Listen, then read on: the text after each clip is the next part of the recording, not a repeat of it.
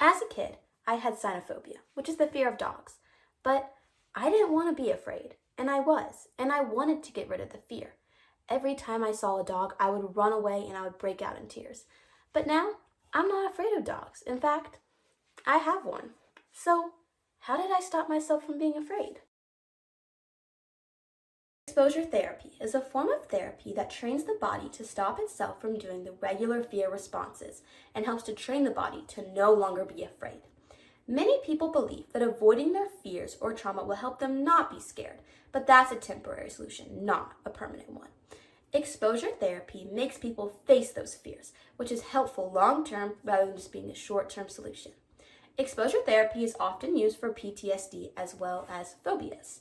Exposure therapy is a form of cognitive behavioral therapy, which is also known as CBT, which is based off the concept that thoughts, feelings, actions, and physical sensations are all interconnected. So when negative thoughts and feelings enter your mind, it starts a negative cycle. It takes problems and puts them in a positive light and breaks them down into smaller problems that are easier to face. CBT teaches the client skills to use to help break down problems in the future on their own when they're no longer in therapy and have the assistance. Therefore, the client must be willing to use these skills or CBT won't be effective.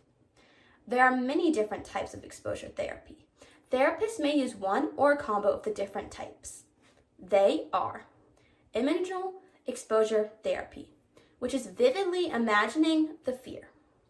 In vivo exposure therapy, which is directly facing the fear in real life.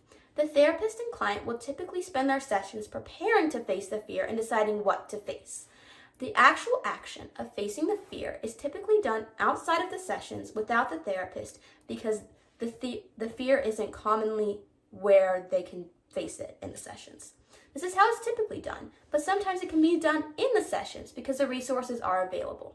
For example, for my fear of dogs, when I went to exposure therapy, I was able to be exposed to a dog in my sessions, which you can see here, but I also did exposures like going to dog parks with my parents outside of sessions, and the therapist was not there. So we had to use what I learned in sessions to help me face the fears.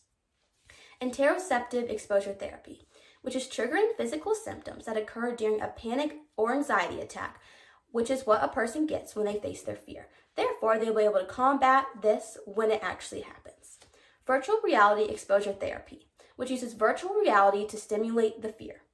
Graded exposure and flooding are pretty much the same. You make a list of fears in order of least to most fear, and you face them in that order. Those are typically used with other types to help figure out what to do. Prolonged exposure therapy, which is gradually coming closer to memories with trauma. This is typically used with PTSD or phobias that are caused by trauma. Systematic desensitization, which combines relaxation, exercise, and exposure therapy techniques. Technology-assisted therapy is effective, and patients tend to prefer it over in-person exposure therapy. The U.S. Department of Veterans Affairs has created an app to help people with exposure therapy, but is only used alongside a counselor and cannot be used alone. Different therapy methods have been proven to be more effective with different age groups. Adults and teenagers typically use talk therapy, while kids use play therapy. Therapy isn't always presented to children as therapy, but rather as play or learning time, which differs the way that they act during the sessions. Children typically do have shorter therapy sessions due to smaller attention spans. For example, my cousin went to exposure therapy for her fear of vomit when she was 7 years old. She was not told it was therapy, and I was instructed that when she talked about the therapy to not refer to it as therapy or to ever say something that made it seem like it was nothing more than fun playtime with another adult. During the therapy, they did things like make slime that looked like vomit, and she found it fun. She did not know that it was helping her get over her fear and what it was subconsciously doing. Over time, the therapy worked, and the methods may be similar to something that an adult would do, but the adult, for example, would be aware that the slime was meant to look like vomit, rather than the fact that they were just playing with slime. Sadly, many therapists do not have formal training in exposure therapy, so they cannot use it to help people with anxiety disorders. The conception of exposure therapy is re-traumatization of a patient, and therapists are often scared of the client's reaction, which leads them to not utilize exposure therapy. Exposure therapy is not randomly forcing a person to face their fear. It is a process with a clinically licensed individuals who knows what's the best way to help with this fear. For example, taking a person who's afraid of crowds and sticking them in a crowded place alone, that will harm the person instead of helping them. Exposure therapy helps to work the person up to that point where they are able and willing to go into that crowd alone. Exposure therapy is voluntary. The whole point is to make the person more comfortable with their fears. When I went to exposure therapy, I did not like doing the out-of-session exposures.